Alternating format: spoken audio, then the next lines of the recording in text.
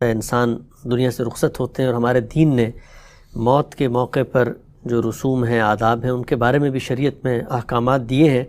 چند چیزیں میں چاہوں گا کہ کر کے آپ کے سامنے رکھوں اور یہ جاننے کی کوشش کروں کہ ہمارے دین میں ان کی کیا کوئی گنجائش ہے یا نہیں ہے۔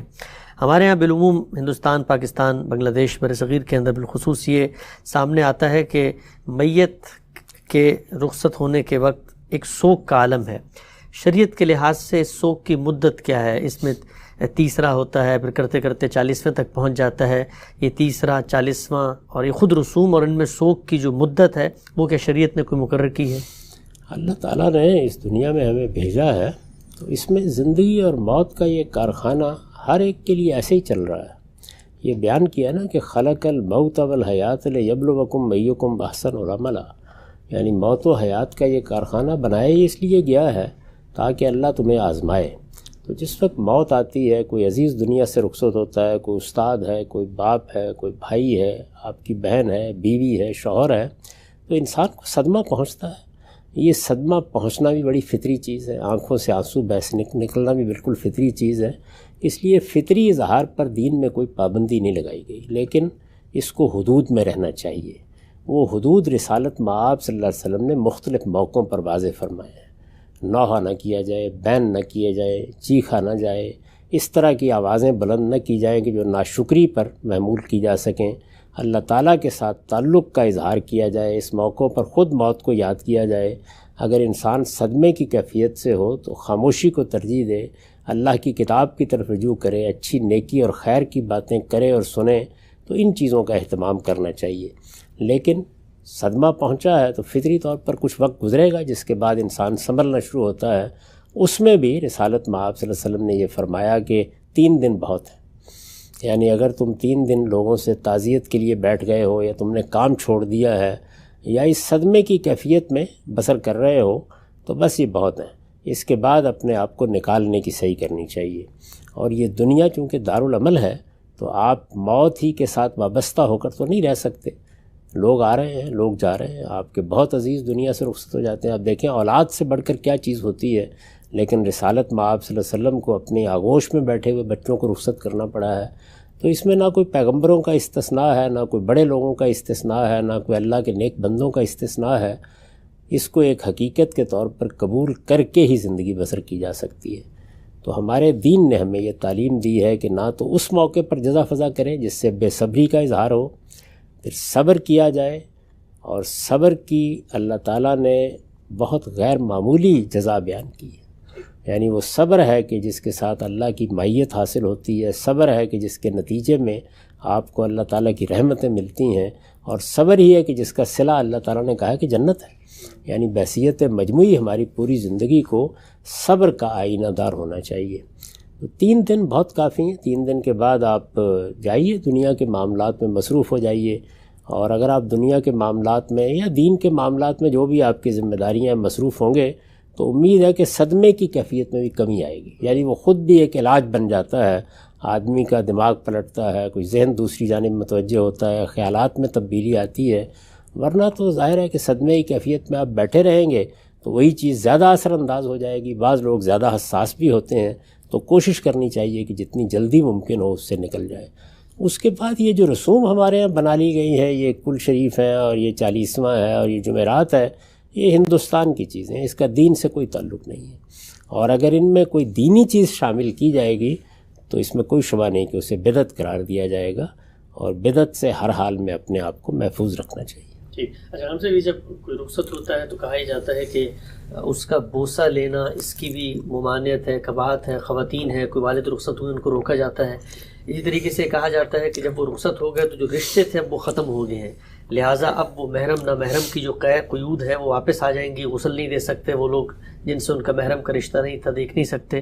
تو یہ بتائیے گا کہ جس وقت کوئی رخصت ہوتا ہے تو اس کو کیا بوسہ دیا جا سکتا ہے؟ اسی طریقے سے کیا اس کی جو بیوی ہے یا اس کی کوئی بہن ہے وہ اس کے ساتھ اس طرح کا معاملہ کر سکتی ہے جو انتقال ہونے کے بعد بھی کیا وہ رشتے برقرار رہتے ہیں؟ میرے بھائی، یہ جتنی چیزیں ہیں یہ کہاں سے آئی ہیں؟ کیا اللہ نے کہی ہیں؟ کیا اللہ کے رسول نے کہی ہیں؟ کیوں رشتے ختم ہو جائیں گے؟ یعنی رشتہ صرف اپنے اندر چند الفاظ کے بولنے ہی کو محمول نہیں کرتا، رشتہ تو اصل میں ایک تعلق کا نام ہے. یہ تعلق کیسے ختم ہو جائے گا؟ یعنی میرا بیٹا ہے تو وہ بیٹا نہیں رہے گا جب دنیا سے رخصت ہو جائے گا. میرا باپ ہے تو وہ باپ نہیں رہے گا. یہ اسی کا جسد خاکی ہے جس کو ہم سپرد خاک کر رہے ہوتے ہیں، احترام کر رہے ہوتے ہیں. چنانچہ نہ بوسہ لینے میں کوئی حرج ہے، نہ اسی طرح تدفین میں اور تجہیز میں کوئی مسئلہ ہے. یہ معلوم ہے کہ سیدنا ابوبکر صدیق کی اہلیہ ہی نے ان کو غسل دیا تھا. اس میں کوئی حرج کی بات نہیں. یہ سب چیزیں معلوم نہیں کہاں سے ہمارے ہاں آ گئی ہیں. ایسی کسی چیز کی کوئی ممانعت نہیں. ٹھیک. اچھا غالب صاحب، اس طرح ہم نے دیکھا ہے کہ جب رخصت ہوتا ہے کوئی شخص تو ہمارے ہاں غلاف کعبہ کے کوئی دھاگے جو ہے وہ ملتے ہیں، وہ اس کی آنکھوں میں رکھے جاتے ہیں. اس طریقے سے کہتے ہیں کہ جب آپ جنازہ گاہ سے واپس آتے ہیں گھر میں تو پھر آپ کچھ کھانے کو دیتے ہیں. اس کو قبر کے توشے سے تعبیر کیا جاتا ہے. تو یہ دونوں چیزیں کیا کرنا جائز ہے؟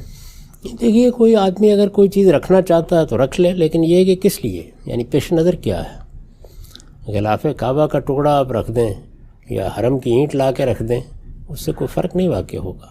اصل چیز تو اعمال ہیں جو آدمی وہاں لے کے گیا ہے اور اپنے پیچھے جو اچھی روایت چھوڑ کر گیا ہے. یہی چیزیں ہیں کہ جو آدمی کے لیے اجر کا باعث بھی بنتی ہیں، اللہ کے ہاں بھی اس کے لیے فضیلت کا باعث بنیں گی. رسالت میں آپ صلی اللہ علیہ وسلم نے فرمایا ہے نا کہ آدمی جب دنیا سے رخصت ہوتا ہے تو ینقطع عمل ابن آدم الا بثلاث. 3 ہی چیزیں ہیں جو باقی رہ جاتی ہیں، ورنہ ہر عمل بالکل ختم ہو جاتا ہے. آپ نے کوئی اچھی روایت قائم کی ہے، صدقۃ جاریہ، کوئی نیکی کا کام کیا ہے جس سے لوگ فائدہ اٹھا رہے ہیں. علم ينتفع بہ، آپ نے علم کی روایت چھوڑی ہے جس سے لوگ فائدہ اٹھا رہے ہیں. ولد صالح یدعو لہ، کوئی نیک اولاد ہے، آپ نے اس کی تربیت کی، اس کو نیکی کی تلقین کی، اس کو خیر سکھایا. ظاہر ہے کہ یہ چیز بھی آپ کے لیے توشہ آخرت بنتی ہے. تو یہ چیزیں ہیں جن پر توجہ دینی چاہیے. یعنی عمل سے زندگی بنتی ہے، جنت بھی جہنم بھی.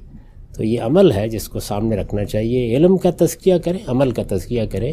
ایسی چیزیں بس کچھ لوگ کہتے ہیں کہ فلاں آدمی فلاں دن وفات پا گیا، رمضان کے مہینے میں چلا گیا، جمعہ کے دن چلا گیا، ہم نے یہ کپڑا رکھ دیا، دیکھیے فلاں جگہ کا کفن نصیب ہو گیا، یہ احرام کی چادریں لایا ہوا تھا اپنے ساتھ، ان میں تدفین کر دی. تو یہ ساری چیزیں جو ہیں دل کی تسکین کے لیے آپ جو بھی کرنا چاہیں کریں. اللہ تعالیٰ نے اپنی کتاب میں اور اللہ کے پیغمبر نے اپنے ارشادات میں یہ واضح کر دیا ہے کہ اصل چیز وہ عمل ہے جو آپ لے کر جائیں گے. ٹھیک. ہم سب کچھ مزید پہلو بھی ہیں اسی حوالے سے، جو انسان رخصت ہوتے ہیں تو جو مسائل لوگوں کو درپیش رہتے ہیں. یہ بتائیے گا کہ جنازے کے بارے میں، غائبانہ جنازہ انسان دور ہوتا ہے. اس وقت آپ دیکھیں کووڈ کے دنوں میں جن لوگوں کا انتقال ہوا، بچے نہیں جا سکے، تو کیا غائبانہ طور پہ نماز جنازہ ادا کی جا سکتی ہے؟ اسی طریقے سے یہ بتائیے گا کہ بسا اوقات بعض لوگوں کا پانی میں وہ بہہ جاتے ہیں اور لاش نہیں ملتی، تو کتنی مدت انتظار کرنا چاہیے اور اس کے بعد ان کا جنازہ پڑھ کے ان کو رخصت کر دے آدمی؟ دیکھیے بات یہ ہے کہ اس طرح کوئی دین یا شریعت میں مدت تو نہیں مقرر کی گئی. حادثہ ہو گیا ہے تو آپ کا ایک عمومی اطمینان ہو جاتا ہے کہ اب ملنے کا کوئی امکان نہیں ہے تو آپ جنازہ پڑھ سکتے ہیں. میرے نزدیک میں اس سے پہلے عرض کر چکا ہوں کہ اس طرح کی صورتحال جو اب پیدا ہوئی، ایک وبا کا معاملہ رہا ہے اور اب دنیا میں لوگ بہت دور دور تک جا چکے ہیں. بعض موقعوں پر آپ کو فلائٹس نہیں ملتی، جانے کے مواقع نہیں ہوتے. تو اس میں اگر آن لائن جنازے کا اہتمام کر دیا جائے اس میں بھی کوئی حرج کی بات نہیں. میں نے جب یہ بات کہی ہے تو ظاہر ہے کہ لوگ اس سے اختلاف کرتے ہیں، لیکن انہوں نے سمجھنے کی کوشش نہیں کی کہ یہ اللہ تعالیٰ کی کتنی بڑی نعمت ہے جو دور حاضر میں ہم کو حاصل ہو گئی ہے. بہت سے لوگ ہیں دنیا میں کہاں کہاں پڑے ہوئے ہیں، نہیں آ سکتے اس موقع کے اوپر. رسالت میں آپ صلی اللہ علیہ وسلم نے دیکھیے نا، جب یہ معلوم کیا کہ نجاشی کی وفات ہو گئی ہے تو غائبانہ نماز جنازہ پڑھی. اس کا مطلب یہ ہے کہ جو عام حالات کے قوانین ہوتے ہیں، جیسے ہی اس کے اندر کوئی مسئلہ پیدا ہوتا ہے تو پھر دیکھنا چاہیے کہ اس کی روح کو برقرار رکھ کے آپ کیا اجتہاد کر سکتے ہیں. تو اگر آپ اس طرح کے اجتہادات کر لیتے ہیں تو آپ اندازہ کر سکتے ہیں کہ کہاں کہاں سے لوگ شریک ہو جائیں گے. اگر کسی جنازے میں شریک ہونا ہے، کسی جماعت میں شریک ہونا ہے، مسلمانوں کے ملکوں میں یا جہاں مسلمانوں کی آبادی ہوتی ہے، آپ کو ہر گلی، ہر محلے میں، ہر موڑ پر ایک مسجد مل جاتی ہے. آپ جانتے ہیں کہ غیر مسلم ممالک میں جہاں دوسروں کی اکثریت ہے، دور دور مسجدیں ہوتی ہیں، ہر آدمی نہیں جا سکتا. تو اگر آپ اس طرح کے اہتمام جدید ٹیکنالوجی کو سامنے رکھ کر کریں تو اس میں کوئی حرج کی بات نہیں ہے. انتقالات امام اگر معلوم ہو رہے ہیں تو بس یہ بہت کافی ہے. لیکن ظاہر ہے کہ یہ اضطرار میں ہوگا، مجبوری میں ہوگا، یہ رخصت کے طور پر ہوگا اور اس میں آپ کی تسکین بھی ہوگی، دعا میں آپ شریک بھی ہوں گے، جماعت کے اندر شامل ہونے کا احساس بھی ہوگا. یہ بہت سی چیزیں حاصل ہو جائیں گی. تاہم جو آخری چیز ہے وہ تو ظاہر ہے وہی ہے کہ آپ خود جماعت کے اندر موجود ہوں. تو جہاں ممکن ہے وہاں پہ یہی کیجیے، جہاں ممکن نہیں ہے وہاں یہ دوسرے طریقے اختیار کرنا بالکل جائز ہے۔ ٹھیک ہے آپ صاحب، چند پہلو آخری واضح فرمائیے گا۔ کہا جاتا ہے کہ میت کے لیے خاص قسم کا لباس ہے جو اس کی تدفین میں استعمال ہوگا، کفن، اس پہ دین نے کوئی قید لگائی ہے؟ کیا کوئی مرتا ہے اس کو اپنے کپڑوں میں دفنایا جا سکتا ہے؟ اس طریقے سے مرنے والے نے اگر وصیت کی ہے، وہ امریکہ کینیڈا میں تھا کہ مجھے پاکستان میں دفنائیں، تو کیا اس وصیت پر عمل کرنا لوگوں کے لیے لازم ہے؟ اور یہ بھی بتا دیجیے گا کہ کیا مسلمانوں ہی کے قبرستان میں ایک مسلمان کو دفنانا چاہیے؟ دینی لحاظ سے کوئی پابندی تو نہیں ہے اس؟ خدا کی زمین ہے، جہاں آپ کو موقع ملے آپ دفن کر دیجیے۔ یہ تو مسلمانوں کے قبرستان ظاہر خاص کیے جاتے ہیں، اس سے مقصد یہ ہوتا ہے کہ اس کی حفاظت بھی ہو، جانے والوں کو بھی اس میں کوئی دقت نہ ہو، اور مسلمانوں کے اپنے رسوم، ان کی اپنی روایات کا بھی پاس ہوتا رہے۔ تو یہ اچھی بات ہے، اس میں کوئی شبہ نہیں ہے، لیکن یہ لازم نہیں کیا گیا۔ جہاں بھی آپ کو موقع ملے، آخر آپ جانتے ہیں کہ سیدنا ابو ایوب انصاری کو کہاں دفن کیا گیا تھا؟ بہت سے صحابہ کرام ہیں، کہاں کہاں آپ دیکھتے ہیں کہ وہ مدفون ہیں، تو اس میں کوئی حرج کی بات نہیں ہے۔ کسی نے کوئی وصیت کی ہے تو پہلی چیز تو یہ ہے کہ وصیت کرتے وقت بھی سوچنا چاہیے کہ آخر اپنے بعد کے لوگوں کو آپ اس مشقت میں کیوں مبتلا کر رہے ہیں۔ کر دی ہے تو آسانی ہے، پوری کر لیجئے، لیکن اگر آسانی نہیں ہے تو اللہ تعالیٰ معاف فرمائے گا۔ جب کوئی آدمی کو بات کہہ دیتا ہے تو اصولاً تو کوشش کرنی چاہیے نا کہ اس کی بات پہ عمل کیا جائے، دونوں جانب نصیحت کرنی چاہیے، ایسی وصیت کی چیزیں نہ کی جائیں، اور اگر کی گئی ہے تو بس حق المقدور، یعنی اس کو مسئلہ نہ بنا لیا جائے۔ ہو سکتا ہے حالات نہ ہوں، ہو سکتا ہے وسائل نہ ہوں، ہو سکتا ہے اسباب نہ ہوں، تو بہت سی چیزیں ہیں کہ جو مانع ہو سکتی ہیں، تو اس میں بھی کوئی حرج کی بات نہیں ہے۔ باقی رہ گئی یہ بات کہ آپ نے اس موقع کے اوپر کیا کرنا ہے کیا نہیں کرنا ہے، تو اس کا لحاظ کر لینا چاہیے کہ آپ کی طرف سے کوئی کمی نہ ہو۔ یہ تجہیز تکفین کی جتنی ہدایات ہیں وہ ہمیں کی گئی ہیں۔